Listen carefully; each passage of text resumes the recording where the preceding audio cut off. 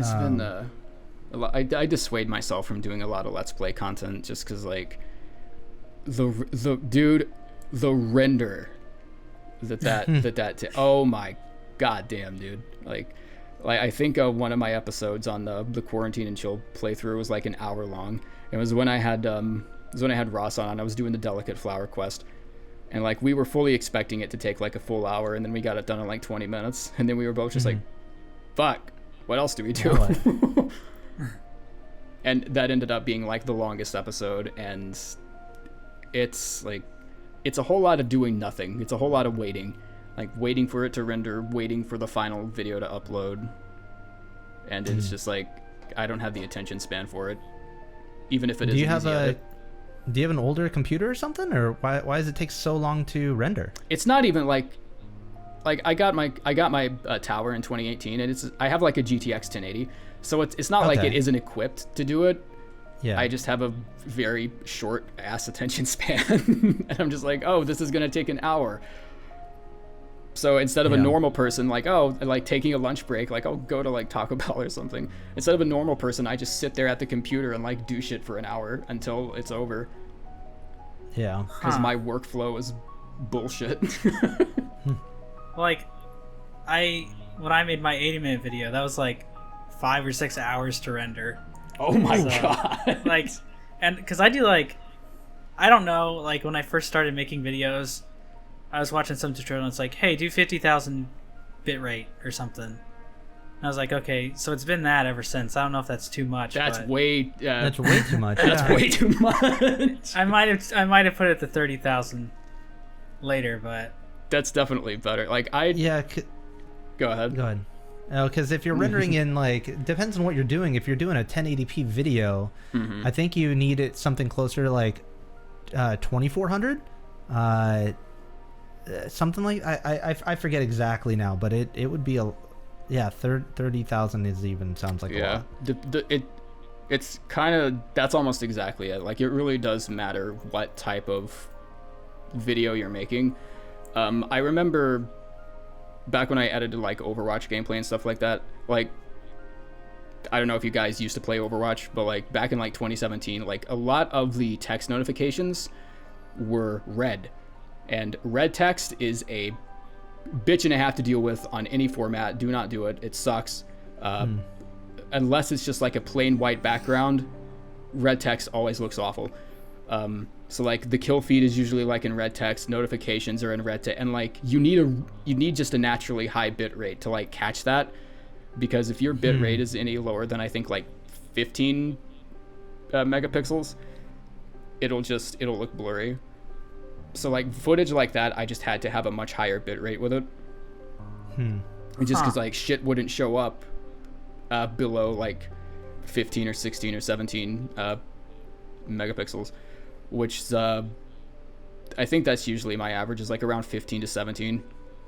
But if the video's like longer, like some of my videos have been like 30, 40, 50 minutes, I'll just be like, I like have this internal dialogue with myself. It's like, can I get away with 13? Can I just like take the quality down a little? Will people even notice? But yeah, it's longer form videos. Remember when YouTube was like adamantly against that? It's funny how it definitely has changed. Oh yeah, it was like 10 minutes time limit, and then they did 15 minutes. And I think they did an hour. Oh shit, they had a time limit. I forgot about that. Yeah, you used to not be able to post anything longer than 10 minutes. Yep. And it had to be a cat video too, right? I remember watching that was an unwritten rule. I remember watching a music video for Weird Al Yankovic, and they had to split the music video into 2 parts because the song was so long and stuff like that. Oh shit, I remember when people did that. Yeah, it was... Yeah. They had to split their shit into like 2 or 3 parts. Yeah. Because you couldn't upload anything. I was uploading stuff back then when I was like 12 or 13, and they were awful videos. But they were never over 10 minutes long. You guys want to go digging? You guys want to go digging for each other's older videos? I got a few I'm not proud of. Ooh.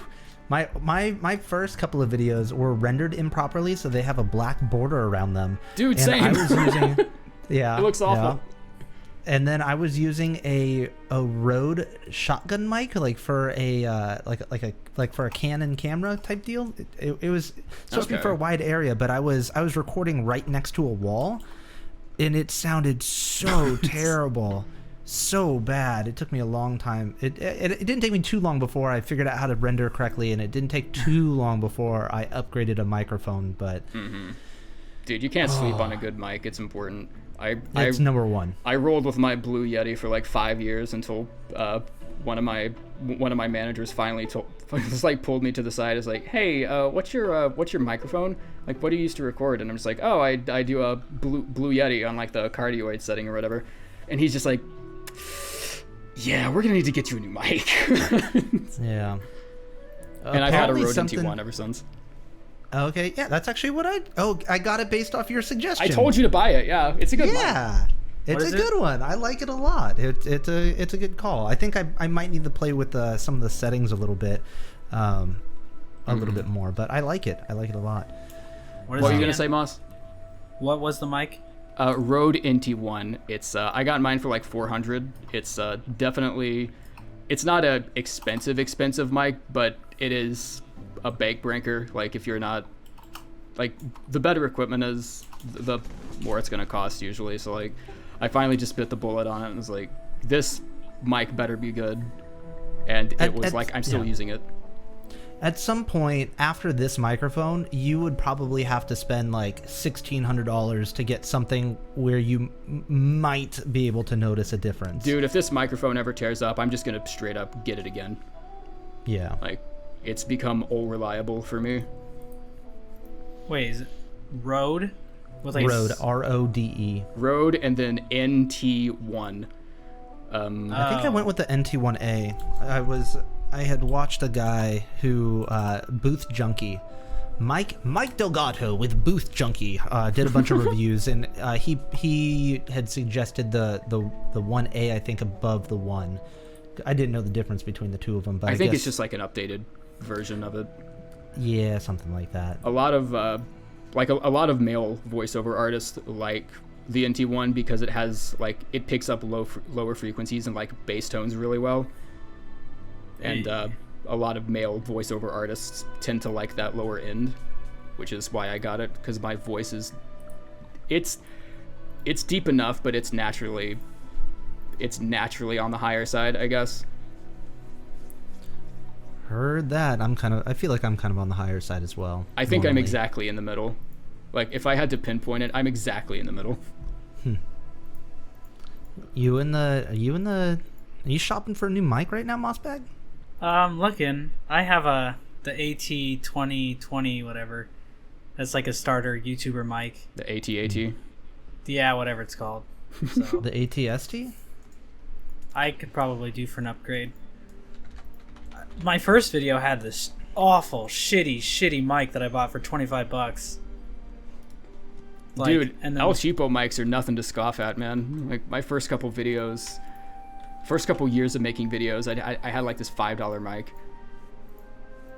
and it still sounded terrible, but it sounded like it was a $5 mic that sounded like it was $50, you know?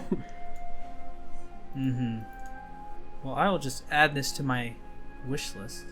Rode NT1, man, it's a good mic. I'm looking at the A. We're not sponsored, by the way. I feel like I should preface that.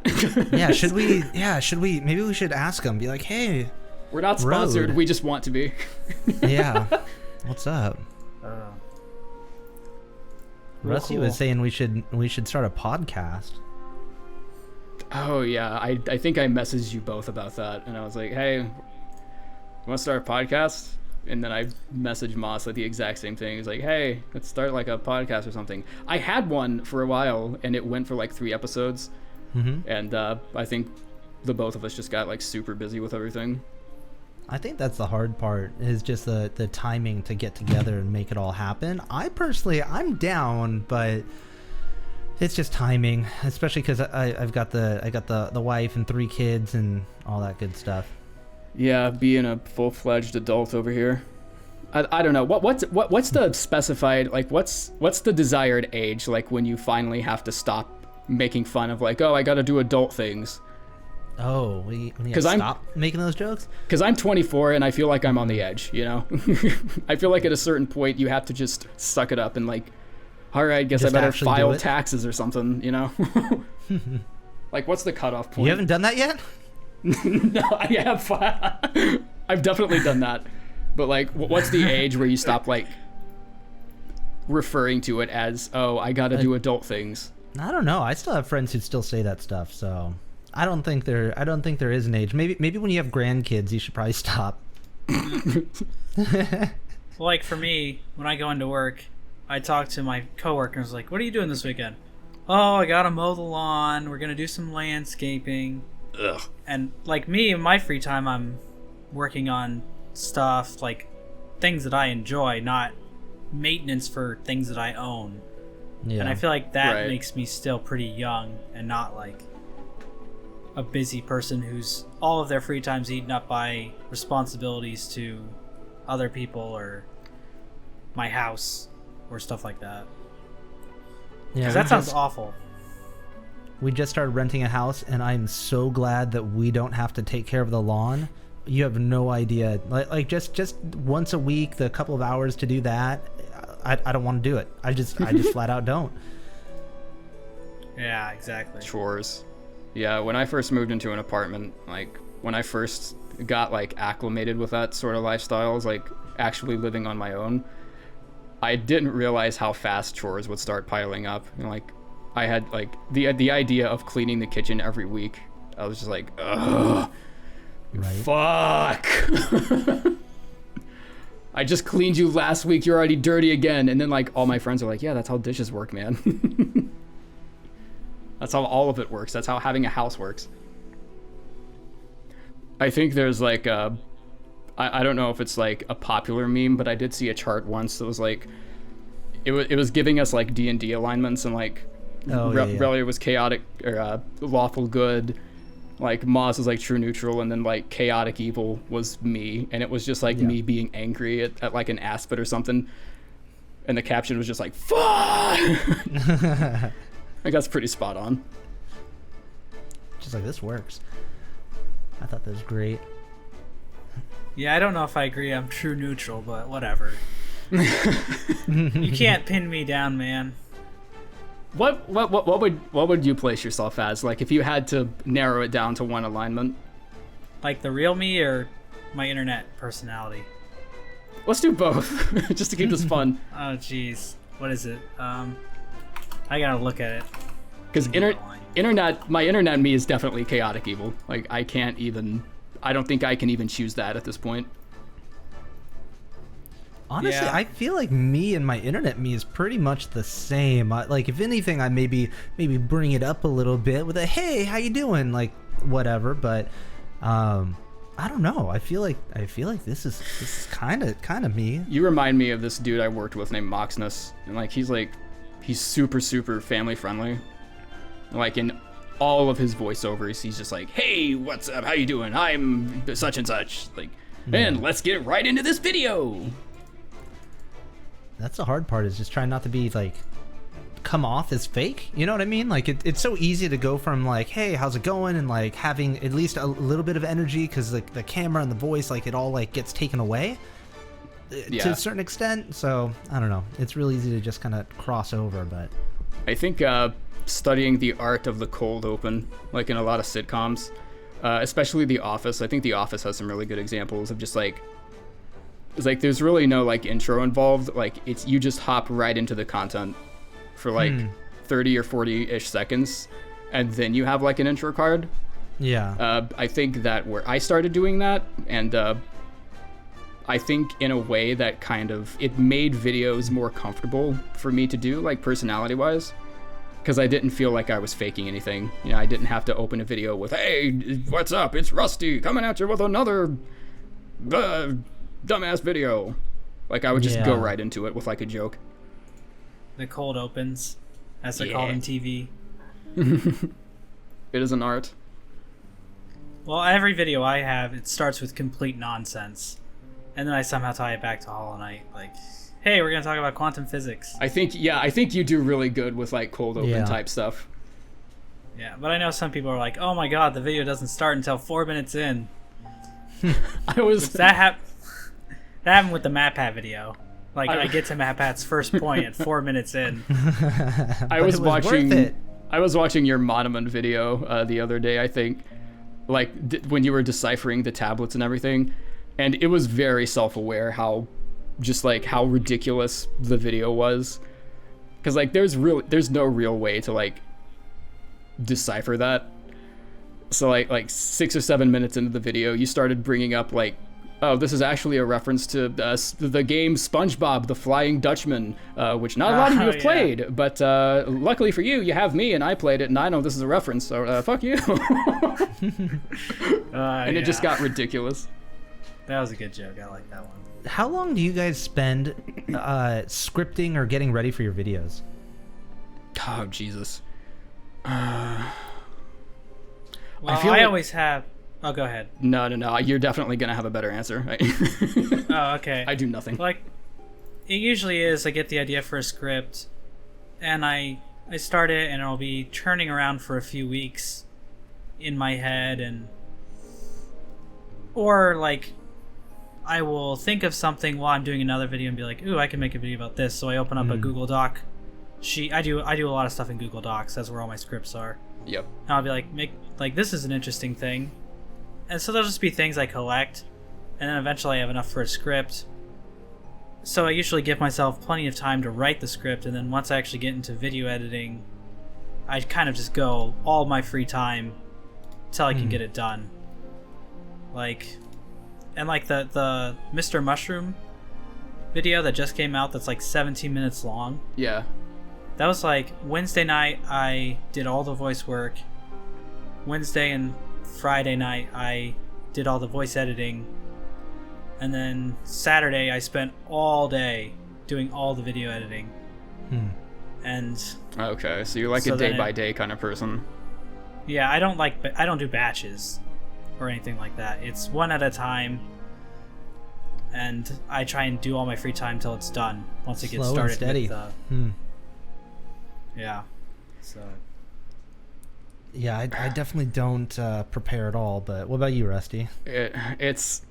I think again, it depends on the type of video that I'm making. Bigger, like especially longer form videos, like I'll use the boss ranking video for example, the updated one that I did, where it's like it's all 46 of them. That's like 40 minutes, isn't it? Almost exactly 40 minutes, yeah. The script was definitely the hardest part of that, because like I'm very aware of how gimmicky my channel looks on the surface, because there's a lot of like top 10s, a lot of like top 10 best, top 10 worst. Like you would assume that I'm Watch Mojo from like my thumbnails and stuff. So I like at the very least I try to write the scripts in a way that are like they're entertaining, like spice up the wordplay a little. Definitely, yeah. Watch a lot of zero punctuation for like joke inspiration, especially channels like that. And I think that ends up making the script writing of it usually the hardest, like the most meticulous part of it. The VO and the editing I usually just breeze through, because I already have like a game plan in my head of what it's going to look like. But the script is where most of it starts, you know? So I think just naturally I take the most time on it, just because like a lot of my channel and a lot of like the dialogue I have, like it relies on like good script writing. And a lot of people still don't think I have good script writing, and those people are correct. I don't. But like there's also videos like the Pure Nail video that I did like 4 or 5 days ago, where it's just like it's no script, it's no voiceover. It's just like, hey, I figured out how to do this thing, and it sounds kind of fun to make into a video, so I'm just gonna do it. And then it's probably one of my hardest hitting videos that I've made in like the past few months. So cool. Yeah, sometimes it's just a random video blows up, huh? Yeah, just like experimenting, I think, is like the big part of it. Like, even if you don't feel like something's gonna take off, just upload it anyway. Like, because you're never, because of how arbitrary like YouTube's algorithm is and everything, you never 100% know if a video is or isn't gonna take off. So just try it, just upload it, see what happens. And if people hate the shit out of it, they're like, okay, I'm not gonna say Hornet is void again. I'm just gonna throw that theory in the trash, and I'm just gonna keep that in the, just like in the back of my recycle bin, and it's never gonna see the light of day again. Oh my gosh, that's so funny. It's really, it's hard to know what people are gonna latch onto sometimes. Like, if people are gonna like a video, if people aren't gonna like a video. It's just sometimes it's a crapshoot. Yeah. Like I feel like some of my videos are not very well researched and are kind of bad, and Hey, same. they still have overwhelmingly positive like to dislike ratio. I saw what you did for some of your older titles. Like, you just put like a little comment or like a title not ad lib, but like an addendum, like in parentheses, like, hey, outdated. And I was like, fuck, I should start doing that to mine, because I still have videos in mid 2017 that are just like horribly under researched. And I was like, I should probably do that to some of my videos too. Yeah, I just did that to my main lore video because I have a new main lore video that I want people to watch.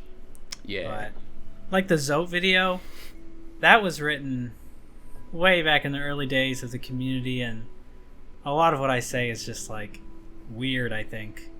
But it's like my 5th most viewed video, so yeah, it's just because it's been around for a long time and it's had more time to gain traction and stuff. Yeah, for sure. Oh god, I don't even want to look at what's my Pale King video sitting at? Correct me if I'm wrong, but wasn't this where a lot of this started? Because I've had this weird headcanon where okay, it's at 200,000, so impressive but not bad. Yours definitely has more, which I'm glad, because I'm pretty sure that video was I was talking about this with Relyea the other day when we did our boss tier thing. I'm pretty sure, I'm like 80% sure that video was ground zero for the Hornet isn't void meme, because I kept talking about, I for some reason I really wanted to beat it into the video. I just really wanted people to know that I thought Hornet was void for some reason. So I've been for like 2.5 years, I've been like just working with this headcanon I have. Like, I don't know if it's completely true, but I've just assumed that I clusterfucked the research of that script so hard that it just went down in history as a meme. And I've chosen to believe that for 3 years. I don't know. It's complicated. There's a lot of factors into why people thought that, I guess. Or are you saying that you think that a lot of people made the meme about it because you kept saying that? Or what are you saying, I guess? I think it made sense for the time. I think a lot of people got on board with it when they first watched it. But not a lot of my videos on Hollow Knight blew up until like a year after they got made. You know, so I was like, for the greater half of 2017, a lot of my lore videos were just like crapshoots, basically, because I was under the impression that the game was just kind of like throwing shit without real purpose to it. Like, and it was like, I was convinced that because of that, any interpretation well backed enough was in air quotes correct interpretation. So I decided to just make a video talking about how Hornet was void in like mid 2017, and by mid 2018 it caught traction, and like there were a fuck ton of people trying to like talk other people out of it. It's like, no, Hornet isn't void. Hornet. Yeah. Okay. Yeah. See, like, a lot of people are like, how could anyone ever believe she wasn't void? Like, that video was dog shit. Void. Don't watch that video. But like back in the early days, there were quite a few people who were saying it, and I think a lot of it comes down to the fact that the Pale King gifted Hera Hornet and it raises this question of, okay, so she wasn't like born, she was like created. Yes. And it wasn't quite as established that the vessels were created in the abyss. Right. Some people thought, oh, they were made in the workshop. So I think, yeah, in the early days, it wasn't quite clear. And in my early videos, I say she's void, or I imply it. So it is what it is. For those of us who are slow. Yeah, like no one even knew Hollow Knight was gonna blow up to the extent that it did in 2017. I think. Yeah, and it was then it still got like pretty this huge, obscure.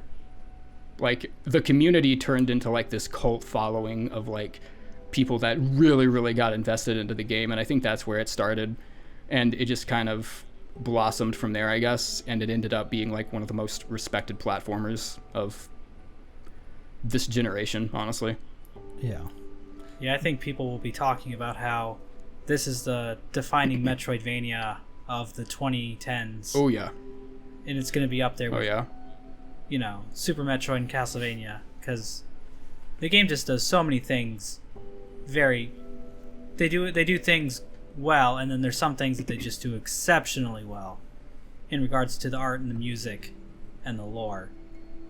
So. The music was what lured me in, I think, because like I saw the art of it, and I was like, everything looks kind of hand drawn. Like I could definitely get behind this sort of art style. Like this is definitely something that I could see myself playing. And then I started Googling, like I started YouTube searching like music scores from the game, and I heard I think it was like just like one of the boss themes, and one of like the ambient I think it was Kingdom's Edge ambient theme, and I was just like, holy shit, this is actually like super good. Like how big is this game?